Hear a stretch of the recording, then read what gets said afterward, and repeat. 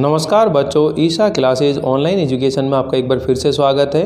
देखिए बच्चों, 12th class RBSE board में छठा पाठ जिसका नाम है उषा कविता, शमशेर बहादुर सिंह के द्वारा लिखी हुई एक कविता है। और इस कविता के अंदर कवि शमशेर बहादुर सिंह ने सूर्योदय का बहुत सुंदर वर्णन किया है।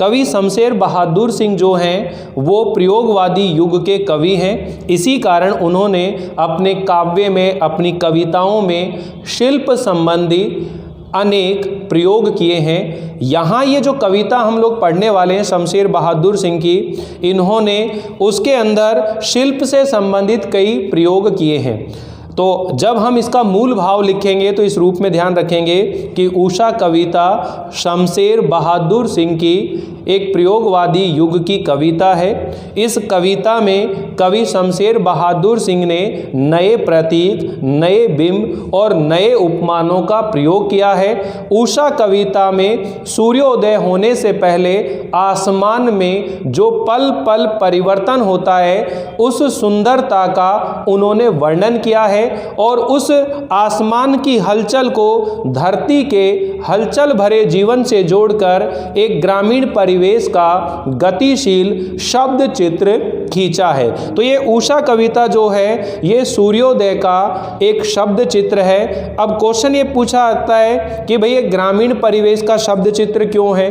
तो सबसे बड़ी बात तो है कि ग्रामीण परिवेश का शब्द चित्र इसलिए है क्योंकि इस कविता में जिस तरह के उपमान हैं, जिस तरह के प्रतीक हैं, जिस तरह के बिंबों का प्रयोग किया है वो ग्रामीण परिवेश से संबंधित है। जैसे राख से लिपा हुआ चौका, काली शिला, स्लेट, ठीक है ना, नीला जल, ये सब ग्रामीण परिवेश में अधिक पाए जाते हैं और शहरी परिवेश में कम पाए जाते हैं। इसी वजह से शमशेर बहादुर सिंह ने ये कहा है कि ये जो उषा कविता है ये ग्रामीण परिवेश का एक गतिशील शब्द चित्र है। तो चलिए इस कविता को हम लोग पढ़ते हैं और समझने की कोशिश करते हैं अच्छे से इसको।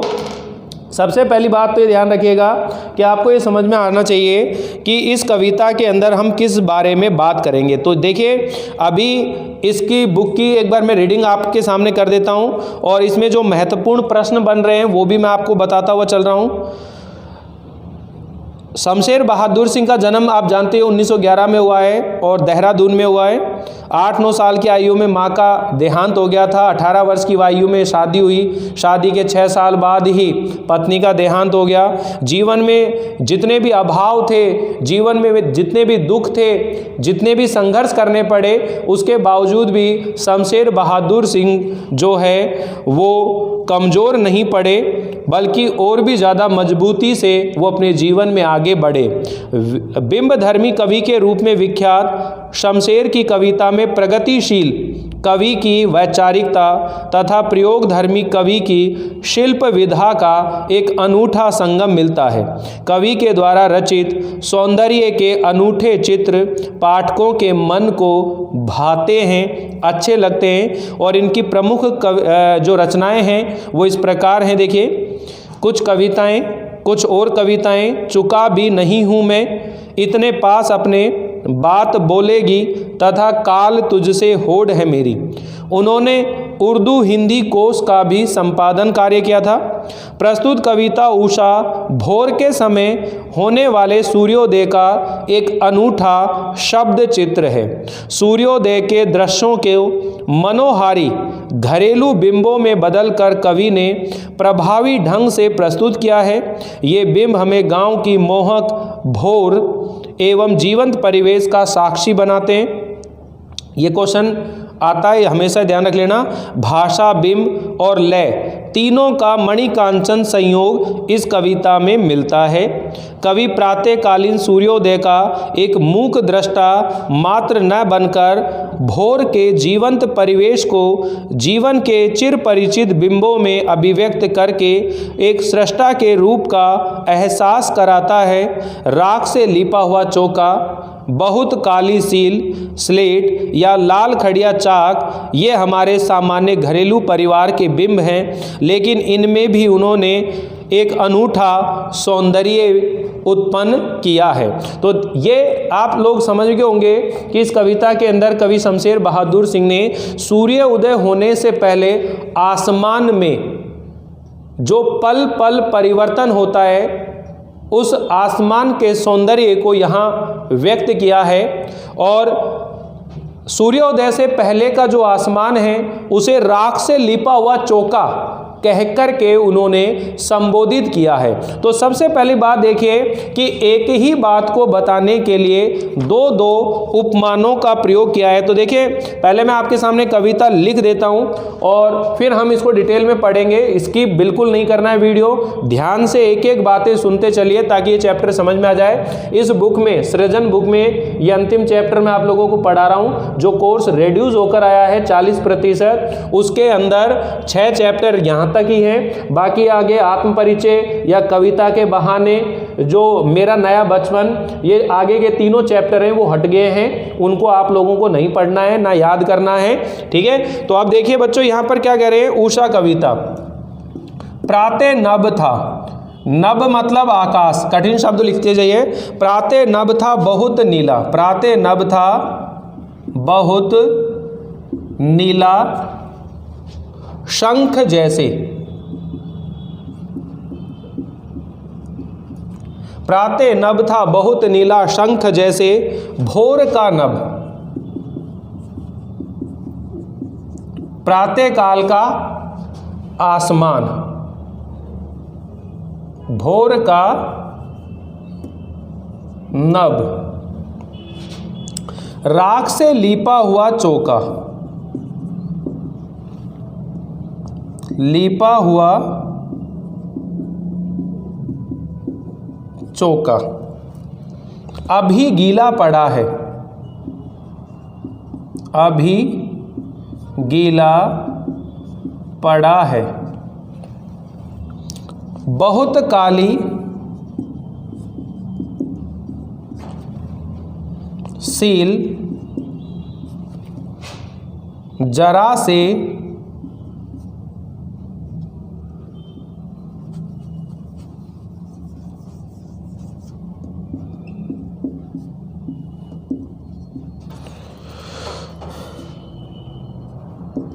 लाल केसर से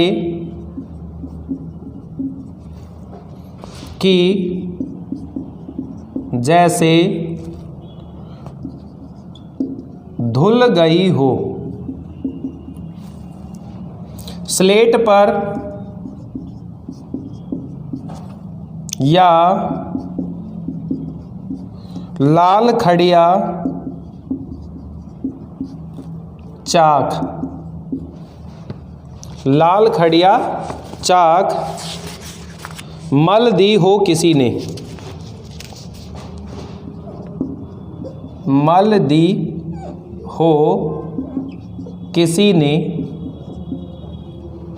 नील जल में या किसी की गोर झिलमिल देह में, या किसी की गोर झिलमिल देह। अब ये गोर झिलमिल देह जो है सूर्य की किरणों के लिए आया है। गोर झिलमिल देह जैसे हिल रही हो, जैसे हिल रही हो, और उषा और जादू टूटता है, और जादू टूटता है इस उषा का अब सूर्योदय हो रहा है, सूर्योदय हो रहा है। तो देखिए यहाँ आप लोग बिल्कुल अच्छे से समझते हुए चलें। कितने पार्ट में आपको ये सीखनी है, इसको मैं आपको यहाँ अच्छे तरीके से समझ जाता हूँ। हम लोग बात कर रहे हैं यहाँ पर सूर्योदय का। किसका वर्णन कर रहे हैं? सूर्योदय का वर्णन कर रहे हैं। अब सूर्योदय का वर्णन किस रूप में हो रहा है? अब जब सूर्योदय नहीं हुआ है तो सूर्य उदय होने से पहले जो आसमान है वो कैसा होता है?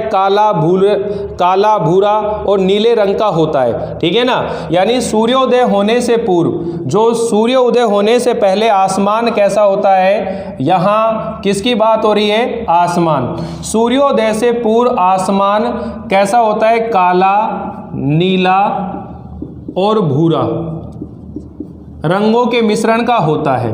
और जब उसके ऊपर सूर्य की धीरे धीरे लाल किरणें प्रसारित होती हैं तो फिर क्या होता है? तो यहां पर देखिए, सूर्योदय से पूर्व, सूर्योदय से पूर्व का आसमान काला, नीला, भूरे रंग का होता है। इसको कवि ने क्या क्या उपमा दी है? इसको कवि ने कहा है कि ये नीला शंख लग रहा है। क्या लग रहा है? नीला शंख लग रहा है। या फिर ये लग रहा है राख से लीपा हुआ, राख से लीपा हुआ चौका। चौका का मतलब होता है आंगन। चौका का मतलब क्या होता है? आंगन। यानी सूर्योदय या उषा को, ये जो प्रातः काल है उषा, इसे एक ऐसी गृहिणी स्त्री के रूप में चित्रित किया है जिसने सुबह प्रातः काल ही सारे आंगन को राख से लीप दिया है और अभी वो गीला पड़ा है और उस गीलेपन की नमी के कारण से उसमें वो स्वच्छता और जो निर्मलता है वो उसके अंदर दिखाई दे रही है। समझ में आया ना? तो आप यहाँ पर ये कहेंगे कि प्रस्तुत कविता में कवि शमशेर बहादुर सिंह ने सूर्योदय का वर्णन करते हुए बताया है कि सूर्योदय होने से पहले आसमान गहरा नीला और भूरे रंग का दिखाई देता है। ऐसे लगता है मानो कि जैसे कोई नीला शंख हो। भोर का नभ, प्रातः काल का आसमान, राख से लिपा हुआ चौका अभी गीला पड़ा है। यानी कवि ने यहाँ आसमान की तुलना नीले शंख और राख से लिपे हुए चौके के साथ की है और उषा को एक ऐसी गृहिणी, एक ऐसी स्त्री के रूप में कहा है कि जिसने सुबह होते ही सारे आंगन को राख से लीप दिया हो। तो अब देखिए, दो लाइनें जैसे यहाँ तक का हम अनुवाद पढ़ रहे हैं, इसको आप समझने की कोशिश करें। प्रातः नभ था बहुत नीला शंख जैसे, कि प्रातः काल का जो आसमान है बहुत ही नीला था, बहुत ही नीला, जैसे कोई नीला शंख हो उसके समान लग रहा था। भोर का नभ यानी कि भोर का जो आसमान है वो राख से लिपा हुआ चौका, राख से लिपा हुआ आंगन लग रहा था, अभी गीला पड़ा है। अभी गीला पड़ा है, इसका क्या मतलब है कि जैसे उषा रूपी गृहिणी ने, स्त्री ने आसमान रूपी आंगन को अभी अभी लीपा है और उसमें नमी है, वो अभी गीला पड़ा है और उस नमी की वजह से वह बहुत ही स्वच्छ और निर्मल लगता है। यानी सूर्य उदय होने से पहले भी आसमान जो है बहुत निर्मल और स्वच्छ दिखाई देता है, क्योंकि वातावरण में नमी होती है जिसकी वजह से सुंदरता और भी ज़्यादा अद्भुत लगती है। अब उस गहरे नीले आसमान के ऊपर, उस गहरे नीले काले भूरे आसमान के ऊपर धीरे धीरे सूर्य की लाल किरणें प्रसारित होती हैं। क्या होती हैं? सूर्य की लाल किरणें प्रसारित होती हैं। और जब लाल किरणें प्रसारित होती हैं तो इस दृश्य को देखकर कवि ने क्या कल्पना करी है? मानो किसी ने शिला पर, शिला होती है ना, सिलबट्टा, सिलोटा, ठीक है ना, जिसको अपन चकला लोडी भी बोलते हैं, समझ में बैठी ना, जिस पे चटनियाँ वगैरह पीसते हैं, तो सिलावटा, सिलोटा, चकला लोडी, ऐसे आप कुछ भी नाम से जानते होगे, अलग अलग क्षेत्रों में अलग अलग नामों से जाना जाता है। तो ये कह रहे हैं बहुत काली सील जरासा लाल केसर से कि जैसे धुल गई हो, कि मानो वह आसमान, ये जो आसमान है अब किसका रूप बन गया? ये जो आसमान है अब ये बन गया काली शिला। ये क्या बन गई? काली शिला।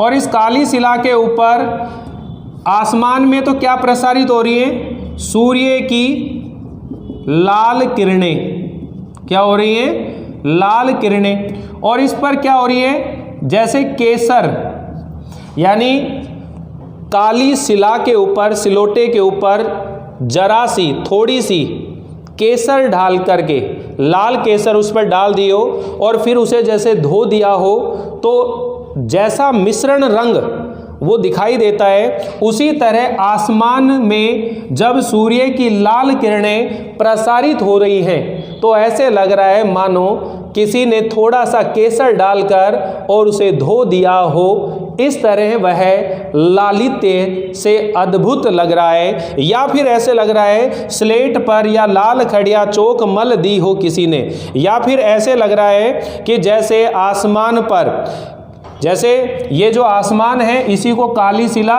और इसी को क्या बोला है? स्लेट। अब ये जो स्लेट होती है, ये स्लेट भी कैसी होती है? काली होती है। और उस काली स्लेट के ऊपर लाल खड़िया, अब ये लाल खड़िया क्या होती है? चौक होती है, चाक होती है, यानी चौक। जैसे टेलरों के पास आप रंगीन वो देखते हो, वो निशान लगाते हैं, उसको भी चाक बोलते हैं। अब बच्चे जो होते हैं छोटे, इसमें एक मनोवैज्ञानिक पुट दिखाई देता है कि बच्चे स्लेट के ऊपर आड़ी तिरछी रेखाएं खींचते हैं। खींचते नहीं खींचते? और आड़ी तिरछी रेखाएं खींचते हैं, उनको वो आड़ी तिरछी रेखाएं अपने द्वारा किया हुआ बहुत बढ़िया सुंदर रचनात्मक कोई काम लगता है। तो ऐसे लग रहा है मानो किसी नन्हे बच्चे के, किसी बच्चे के नन्हे हाथों से उसने आसमान में आड़ी तिरछी रेखाएं खींच दी हो, यानी लाल खड़िया चौक मल दिया हो। क्योंकि जो आसमान है वो कैसा है? काला गहरा नीले भूरे रंग का आसमान है और उस पर क्या प्रसारित हो रही हैं? सूर्य की लाल किरणें प्रसारित हो रही हैं। और सूर्य की लाल किरणें प्रसारित हो रही हैं तो ऐसे लगता है मानो किसी ने काली शिला के ऊपर थोड़ा सा केसर डालकर उसे धो दिया हो, या फिर किसी बच्चे ने अपने नन्हे हाथों से स्लेट के ऊपर लाल खड़िया चौक मल दी हो किसी ने। इस तरह वह सुंदर आसमान दिखाई देता है। तो ये दोनों जो दृश्य हैं इसको ध्यान रखेंगे। ये किसकी बात हो रही है बच्चों? ये सूर्योदय होने से पहले का घटनाक्रम है। फिर धीरे धीरे सूर्य की लाल किरणें प्रसारित होती हैं तो ये उसका वर्णन है। और नील जल में या किसी की गोर झिलमिल देह जैसे हिल रही हो। और उसके बाद धीरे धीरे आसमान में सूर्य की सफ़ेद किरणें प्रसारित होती हैं। आसमान की स्थिति चल रही है लाल किरणें, और लाल किरणों के बाद में जो है सफ़ेद किरणें आएंगी, श्वेत किरणें। ये जो श्वेत किरणें हैं इसको क्या कहा गया है कि ये जो आसमान है ये तो क्या हो गया? नीला जल। क्या हो गया? ये नीला जल। और ये जो श्वेत किरणें हैं इसको क्या बोला है? गोर झिलमिल देह। क्या बोला है इसको? गोर झिलमिल देह। ठीक है, तो आपसे ये पूछा जाएगा गोर झिलमिल देह का क्या अभिप्राय है? गोर झिलमिल देह का क्या अभिप्राय है? तो आप ये बताएंगे कि जब आसमान से सूर्य की सफ़ेद किरणें प्रसारित होती हैं तो आसमान बिल्कुल नीले रंग का नज़र आता है और वहाँ से सूर्य की सफ़ेद किरणें प्रसारित होती हैं, किंतु बीच में वायुमंडल आते हैं, कई तरह के हवाएं चलती हैं, तो वो श्वेत किरणें झिलमिलाती हुई सी नज़र आती हैं। वो श्वेत किरणें झलकती हुई सी, झिलमिलाती हुई सी नज़र आती हैं। इसे देखकर कवि ने एक कल्पना करी है मानो नीले जल में किसी सुंदर स्त्री का देह शरीर झिलमिला रहा हो। इस तरह की आकर्षण उसमें कवि को दिखाई देता है और जादू टूटता है। इस उषा का अब सूर्योदय हो रहा है और जैसे ही सूर्य उदय हो जाता है तो आसमान में पल पल परिवर्तित होने का जो एक जादू चल रहा है या उसका सौंदर्य का जो जादू चल रहा है, आकर्षण का जो जादू चल रहा है, वो समाप्त हो जाता है क्योंकि सूर्योदय अब हो रहा है। और जैसे ही सूर्योदय होता है, उषा हो जाती है, तो वह आसमान का जो आकर्षण है, जादू है, वो क्या हो जाता है, समाप्त हो जाता है। तो देखिए यहाँ सूर्योदय का वर्णन आप ध्यान रखेंगे कि कवि शमशेर बहादुर सिंह ने सूर्योदय का जो वर्णन किया उसे अपने शब्दों में बताइए। तो आप ये बताएंगे कि कवि शमशेर बहादुर सिंह ने सूर्योदय का वर्णन करते हुए बताया है कि सूर्य उदय होने से पहले आसमान गहरे नीले, भूरे, काले रंग का दिखाई देता है और वातावरण में नमी होती है, जिसकी वजह से वह बहुत ही स्वच्छ और निर्मल लगता है। किंतु जैसे जैसे उस पर सूर्य की लाल किरणें प्रसारित होती हैं, तो उसे देखकर कवि ने कल्पना करी है कि वह काली शिला पर जैसे किसी ने केसर डालकर उसे धो दिया हो, या काली स्लेट पर किसी बच्चे ने लाल खड़िया चोक मल दी हो, इस तरह वह अत्यंत सुंदर दिखाई देता है। और फिर धीरे धीरे जब सूर्य और ज़्यादा उदय होता है तो वह लाल से पीली किरणों में परिवर्तित होता है और उसके बाद श्वेत किरणें प्रसारित होती हैं। और जब आसमान से सफ़ेद किरणें प्रसारित होती हैं तो उसे देखकर कवि ने कल्पना करी है मानो नीले जल में किसी सुंदर स्त्री का शरीर झिलमिला रहा हो। और जैसे ही सूर्योदय होता है तो सूर्योदय होने के बाद आसमान में जो पल पल परिवर्तन होने का जादू चल रहा है, वो आकर्षण क्या हो जाता है, समाप्त हो जाता है। इस तरह यहाँ पर कवि शमशेर बहादुर सिंह ने सूर्योदय का क्या किया है, वर्णन किया है। तो आप इस बात को अच्छे से समझ गए होंगे। तो यहाँ मैं आप लोगों को ये चीज़ अच्छे से क्लियर भी होगी।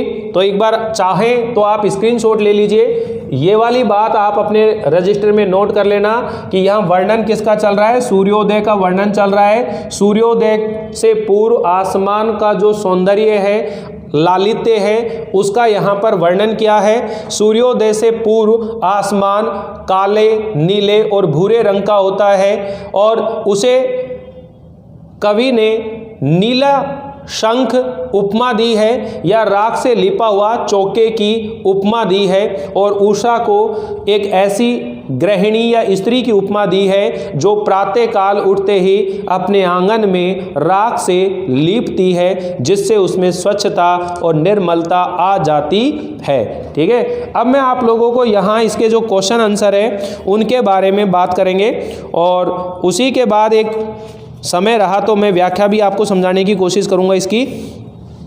देखिए, उषा कविता में किस बात का वर्णन किया गया है, सवेरे की लालिमा का वर्णन किया गया है। किसका वर्णन किया गया है, सवेरे की जो लालिमा है उस बात का यहाँ पर वर्णन किया गया है। जादू टूटता है उषा का में जादू का अर्थ क्या है, आकर्षण।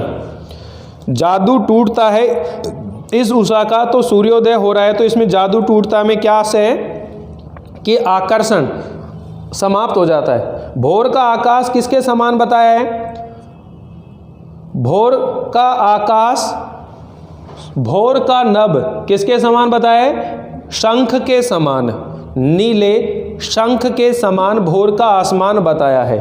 नेक्स्ट है, कवि ने नभ को राख से लिपा हुआ चौका क्यों कहा है। कवि ने भोर के नभ को राख से लिपा हुआ चौका इसलिए कहा है क्योंकि सूर्योदय होने से पहले आसमान में कुछ धुंधलापन और हल्का प्रकाश होता है, जिसकी वजह से वह राख जैसे रंग का लगता है और वातावरण में नमी होती है। इसी वजह से कवि ने सूर्योदय से पूर्व का जो आसमान है उसे राख से लिपा हुआ चौका कहा है। उषा का जादू टूटने का अभिप्राय है कि उषा काल में प्रकृति का एक विशेष आकर्षण होता है, विशेष सुंदरता होती है, किंतु जैसे ही सूर्योदय होता है तो वह आकर्षण समाप्त हो जाता है। कवि ने इसी आशय से यह कहा है कि सूर्य उदय होते ही प्रकृति की सुंदरता का जो आकर्षण है वो क्या हो जाता है, समाप्त हो जाता है। नेक्स्ट है, लाल केसर तथा लाल खड़िया चाक के माध्यम से कवि क्या व्यक्त करना चाहता है। तो उषा काल में जब धुंधले आसमान में सूर्य की हल्की लाल लाल किरणें फैलने लगती हैं, तो उसके लिए कवि ने लाल केसर का फैलना बताया है। और कुछ क्षण बाद जब आकाश राख के रंग का लगता है तो सूर्य की लाल किरणें कुछ अधिक उभरने लगती हैं, और उसी दृश्य के लिए कवि ने लाल खड़िया चाक को आकाश रूपी स्लेट पर मसलने जैसा बताया है। उषा कविता में कवि क्या संदेश देता है? उषा कविता में कवि यह संदेश देता है कि जिस तरह सूर्य अंधेरे को पार करके और उजाला लेकर आता है, उसी तरह हमें अपने जीवन में अपनी अज्ञानता को, अपनी अबोधता को दूर करते हुए और हमें अपने जीवन में ज्ञान प्राप्त करना चाहिए, ताकि हम अपने जीवन को ऊंचा उठा सकें, अपने जीवन में उन्नति कर सकें। यही संदेश, शिक्षा, प्रेरणा इस कविता से हमें मिलती है। तो क्लियर है आपको ये? उषा कविता की प्रमुख शिल्पगत विशेषता क्या है? तो ये आप बता देंगे कि इस कविता में कवि ने परंपरा से हटकर नए उपमान, नए बिंब और नए प्रतीकों का प्रयोग किया है। यहाँ उषा काल के आकाश एवं चारों ओर के आकर्षण दृश्य का एक बिंब सुंदर शब्द चित्र से उभारा गया है। इसकी भाषा सरल सुबोध है, शब्दावली तत्सम तद्भव प्रदान है। इस तरह कुछ बातें लिख करके हम लोग यहाँ इसको बता देंगे। और कविता का प्रकृति वर्णन अपने शब्दों में लिखिए, ये आप बता ही देंगे, कोई दिक्कत नहीं आएगी। अब ये जो समय बच रहा है, इसके अंदर मैं आप लोगों को इसकी जो व्याख्या है और जो विशेष टिप्पणी है वो मैं आपको समझा देता हूँ, एक व्याख्या। तो ध्यान से सुनिएगा, कविता बहुत छोटी है ये, और सारे क्वेश्चन भी आपको समझ में आ गए होंगे इसके। अब मैं आपको इसकी एक व्याख्या करके बता देता हूँ, फिर आप लोग इसे अपनी नोटबुक में नोट कर लेना।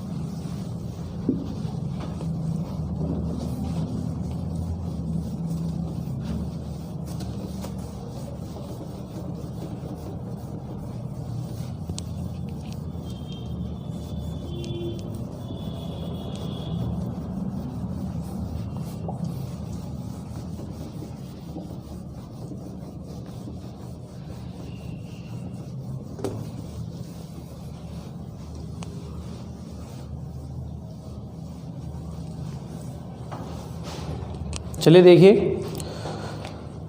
ये जो पंक्ति है शुरू की, इन्हीं के बारे में हम लोग लिख लेते हैं। तो सबसे पहले तो आपको जब भी कोई व्याख्या करनी हो तो ऊपर ही ऊपर संकेत बिंदु लिखे जाते हैं।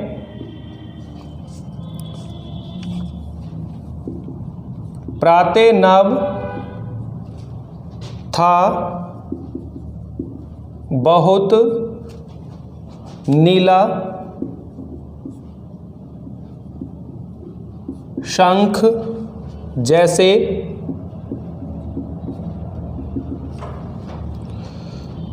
मल दी हो किसी ने।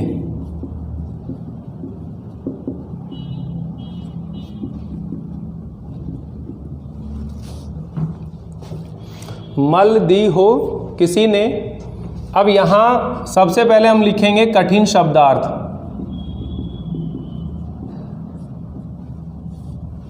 कठिन शब्दार्थों के अंदर जो भी शब्द आते जा रहे हैं, जैसे नभ है तो नभ का मतलब क्या होता है? आकाश होता है।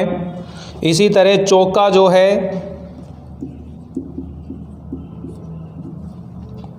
रसोई बनाने का लिपा पुता स्थान जो होता है,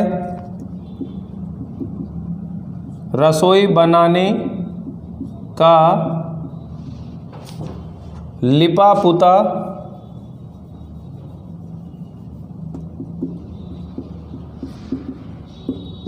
स्थान। इसी तरह सिल का मतलब होता है मसाला पीसने का पत्थर।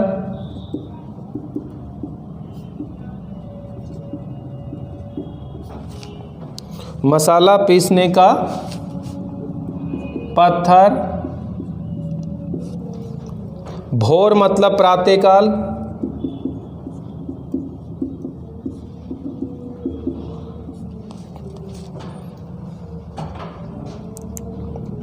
खड़िया सफ़ेद रंग की मिट्टी।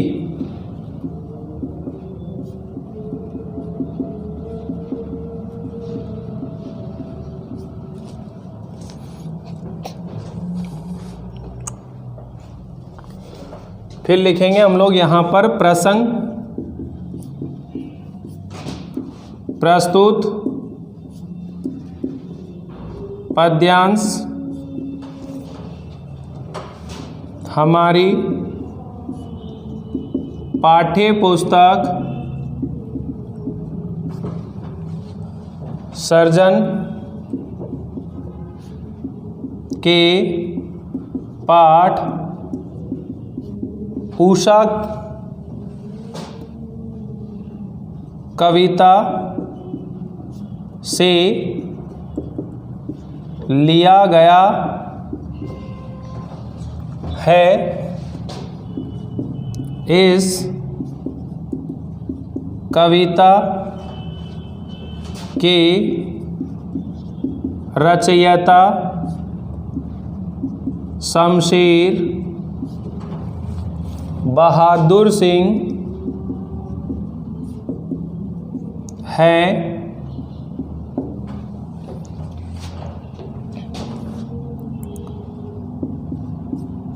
इस कविता अंश में कवि शमशेर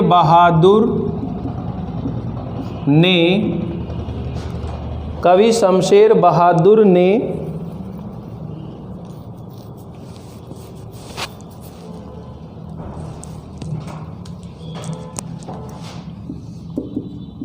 प्रातःकाल का बहुत ही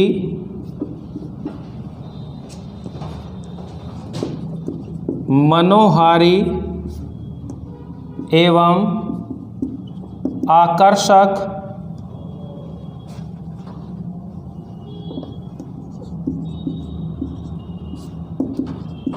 वर्णन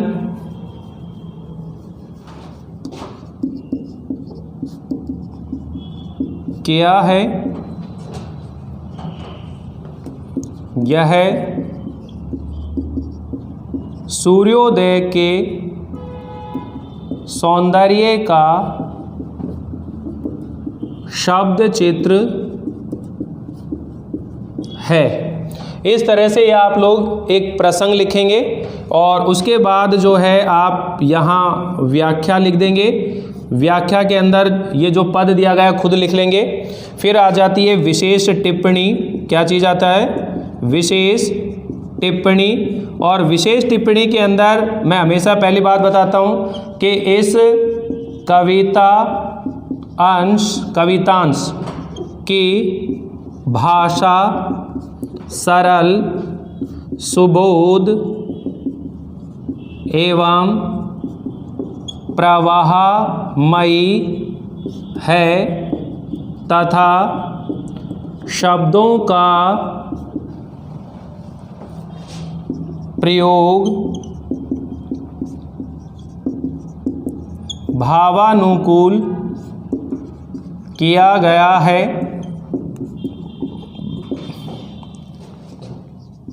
इस अंश में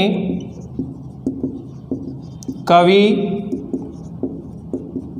शमशेर बहादुर सिंह ने उषा के मनोहारी सौंदर्य का चित्रण का वर्णन किया है। तीसरी बात हम लिखेंगे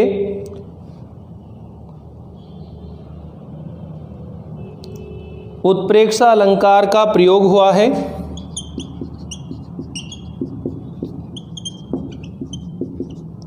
उत्प्रेक्षा अलंकार, ठीक है। उपमा अलंकार का प्रयोग हुआ है। तत्सम तद्भव शब्दावली की प्रधानता है। इस तरह की बात आप लिखते जाएंगे, ऐड करते जाएंगे और ये विशेष टिप्पणी जो है आप लोगों की तैयार हो जाएगी। तो आज हम लोग इतना ही पढ़ेंगे बच्चों। आपको ये व्याख्या करनी है पूरी कंप्लीट, खुद करना है। बस ऊपर की चीज़ें मैंने आपको बता दी है, ये बता दिए, इसको पूरा सेट करके तरीके से आप लोगों को नोट करना है और आप इसी तरह पढ़ते रहिए, जुड़े रहिए। मिलते हैं अगली बार एक नए टॉपिक को लेकर। तब तक के लिए थैंक यू, बाय बाय।